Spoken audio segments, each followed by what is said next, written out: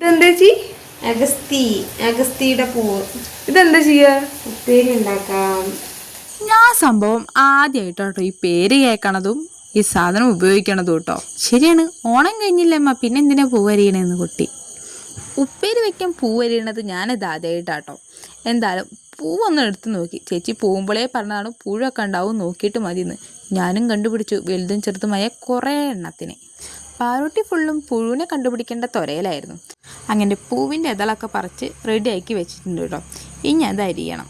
രാവിലെ ഉപ്പേരിക്ക് വേണ്ടിയാണ് അരിയണത്. രാവിലെ അരിയാൻ പറ്റില്ല എന്നുള്ള ഉറപ്പുള്ളത് കൊണ്ട് രാത്രി അരിയാന്ന് വിചാരിച്ചു കേട്ടോ. അകത്തിപ്പൂവ് രോഗപ്രതിരോധ ശേഷി വർദ്ധിപ്പിക്കാൻ നല്ലതാണ്. അകത്തിപ്പൂവിൽ vitamin A, B, C, iron, protein എന്നീ വേണ്ട എല്ലാ ഗുണങ്ങളും ഉണ്ട് കേട്ടോ. പിന്നെ രാവിലെ നീച്ചിട്ടോ, രാവിലത്തെ യുദ്ധക്കളമായിരുന്നു പിന്നീട് കാണുന്നത്. എല്ലാ വീഡിയോസും എടുക്കാൻ പറ്റിയില്ല. രാവിലെ ദോശയും ചട്നിയും ഉണ്ടാക്കി കേട്ടോ. ഇന്നലെ രാത്രി അരിഞ്ഞു വെച്ച അഗസ്ത്യപ്പൂ ഉണ്ടായിരുന്നല്ലോ ഫ്രിഡ്ജിൽ, അതെങ്ങോട്ട് എടുത്തു. അതിനെ തട്ടിക്കൂട്ടാനുള്ള പരിപാടിയായി. സവാള അരിഞ്ഞു, തേങ്ങാപ്പൂൾ ഇട്ടു, നല്ല ചീനി മുളകും ഇട്ടു, കുറച്ച് ജീരകം ഇട്ടു, വെളുത്തുള്ളി ഇട്ടു, കറിവേപ്പിൻ്റെ ഇല ഇട്ടു കേട്ടോ. എന്നിട്ട് മിക്സിയിലിട്ടൊന്ന് അരച്ചു കേട്ടോ. അഗസ്ത്യച്ചീര എന്നാട്ടോ ഈ മരത്തിനെ പറയണത്. ഈ മരത്തിൻ്റെ ഇലയ്ക്കും പൂവിനും ഒരുപാട് ഗുണങ്ങളുണ്ട്. വെള്ളയും ചുവപ്പും നിറത്തിലുള്ള പൂവാണ് ഒരുപാട് കാണപ്പെടുന്നത്. ഗുണം ചുവന്ന പൂവിനാണെങ്കിൽ രുചിയിൽ കേമൻ വെള്ളപ്പൂവാണ് കേട്ടോ. അകത്തിച്ചീരയുടെ ഇല നിസ്സാരക്കാരനല്ല കേട്ടോ.